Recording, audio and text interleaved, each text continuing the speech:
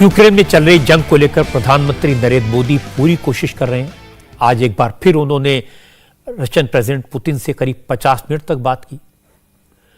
Putin ने मोदी को Ukraine और रशियन डेलीगेशन के बीच चल रही नेगोशिएशन के बारे में बताया और नरेंद्र मोदी ने पुतिन को सुझाव दिया कि डेलीगेशन लेवल टॉक्स के साथ साथ वो यूक्रेन के प्रेसिडेंट ज़ेलेंस्की से डायरेक्ट बात करें।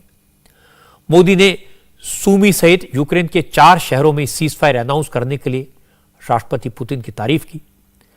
प्राइम मिनिस्टर मोदी ने सूमी में फंसे भारतीय छात्रों की सुरक्षा को लेकर भी अपनी चिंता जाहिर की और पुतिन ने भरोसा दिलाया कि रशिया इंडियन स्टूडेंट्स को बाहर निकालने में पूरी मदद करेगा।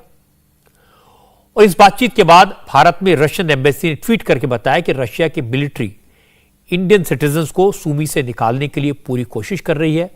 इस वक्त यूक्रेन के ज्यादातर शहरों से इंडियन स्टूडेंट्स को सुरक्षित निकाल लिया गया है, लेकिन सूमी यूनिवर्सिटी में करीब 600 छात्र फंसे हुए हैं। पिछले 12 दिन से जो जंग चल रही है, इसके बीच प्रधानमंत्री मोदी पुतिन से 3 बार फोन पर बात कर चुके हैं और सबसे ज्यादा चिंता स्टूडेंट्स की है। पुतिन से पहले आज प्रधानमंत्री मोदी ने यूक्रेन के प्रेसिडेंट से भी बात की। पहले मोदी ने ज़ेलेंस्की से कहा कि भारत मुद्दों के शांतिपूर्ण समाधान और दोनों पक्षों के बीच सीधी बातचीत का समर्थक है। फिर मोदी ने यूक्रेन से भारतीय नागरिकों को निकालने में जो मदद की है उसके लिए ज़ेलेंस्की को शुक्रिया अदा किया। मोदी ने सूमी में फंसे भारतीय स्टूडेंट्स को बाहर निकालने को लेकर भी बात की, क्योंकि यह सबसे बड़ी चिंता इस वक्त भारत की है।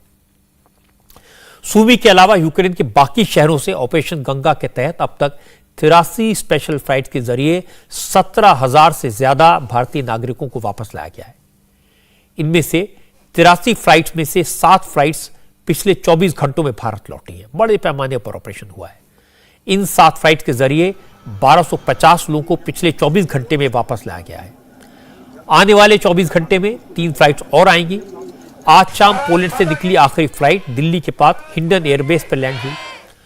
हंगरी से भी कल आखिरी फ्लाइट भारत के लिए निकली थी, जो आज सुबह दिल्ली पहुंची।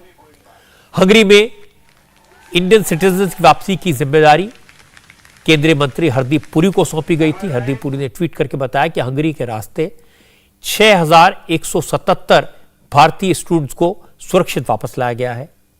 पोलैंड से इंडियन स्टूडेंट्स को लेकर आखिरी फ्लाइट इंडियन एयरपोर्ट पर पहुंची और उसमें केंद्रीय मंत्री वीके सिंह भी सवार थे।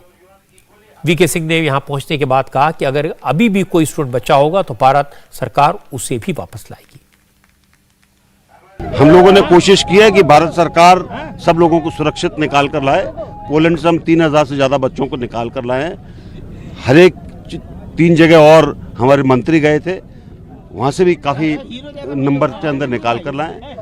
ये भारत सरकार का एक प्रयास हमेशा से रहा है कि कोई भी भारतीय असुरक्षित महसूस ना करे। वहाँ से आखिरी फ्लाइट, इसके बाद मुझे लगता नहीं कि कोई, लेकिन अगर इक्का दुक्का कोई आता उसका बंदोबस्त करते हैं। आज जो स्टूडेंट्स वापस लौटे उनमें से ज्यादातर खार्किव में फंसे हुए थे।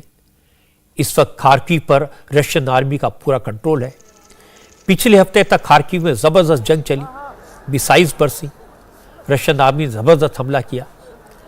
आज जो फ्लाइट दिल्ली पहुंची उसमें हरियाणा के नूह में रहने वाले भाई बहन आवेज हुसैन और रोना परवीन भी थे। दोनों खार्किव मेडिकल यूनिवर्सिटी में पढ़ाई करने गए थे, लेकिन खार्किव में लड़ाई बढ़ी तो दोनों 5 दिन तक हॉस्टल में फंसे रहे। इनकी बात सुनने से पता चला कि 5 दिन हॉस्टल में बेसमेंट में कैसे उन्होंने बिताए। और 2 मार्च को जब रशिया ने खार्किव में फंसे लोगों को बाहर लाने में मदद की, रास्ता दिया, 6 घंटे का वक्त दिया, तो क्या हाल हुआ ये आप उनसे ही सुनिए।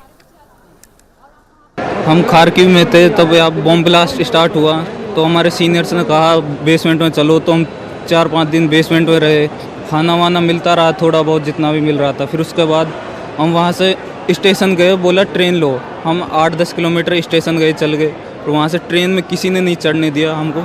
यूक्रेन के जो वहाँ के आदमी थे उनको चढ़ने दिया, इंडियंस को किसी को नहीं चढ़ने दिया। क्या कहते? वो चढ़ने ही नहीं थे, मार रहे थे वहाँ पे, चढ़ने ही नहीं दे रहे थे किसी को। फिर वहाँ के बाद फिर हम वहाँ रुके रहे, ट्रेन में तो चढ़ने नहीं दिया। 3-4 ट्रेन निकल गई, 5-6 घंटे खड़े रहे। फिर वहाँ उसके बाद फिर एम्बेसी ने एडवाइजरी निकाली कि खार्किव से जल्द निकलो, सेफ़ नहीं है। फिर हम वहाँ से भागे। फिर हमारे आसपास गोलियां चल रही थी, बम गिर रहे थे ऊपर, हम कैसे कैसे बचे हम दोनों। वहाँ पे बहुत ज़्यादा बम ब्लास्ट वगैरह हो रहे थे, वहाँ पे बहुत परेशानी हुई हमें। हम वहाँ से जैसे तैसे भागे, किसी ने कोई हेल्प नहीं की हमारी।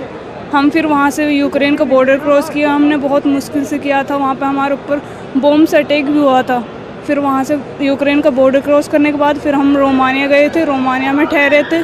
फिर रोमानिया से अभी हम यहाँ पे एयरपोर्ट पे गए हैं और यहाँ पे आ गए। बम्बार्डिंग शुरू हुई खार्किव में, ज़बरदस्त बम्बार्डिंग हो रही थी। तब कहाँ थे और कहाँ पर अपने शेल्टर ले रखा था? तब हम बेसमेंट में थे, खारगिव के हॉस्टल 5 में थे, वहाँ पे रह रहे थे। फिर वहाँ पे बहुत ज़्यादा हालात ख़राब होने लगे तो हम वहाँ से निकल गए।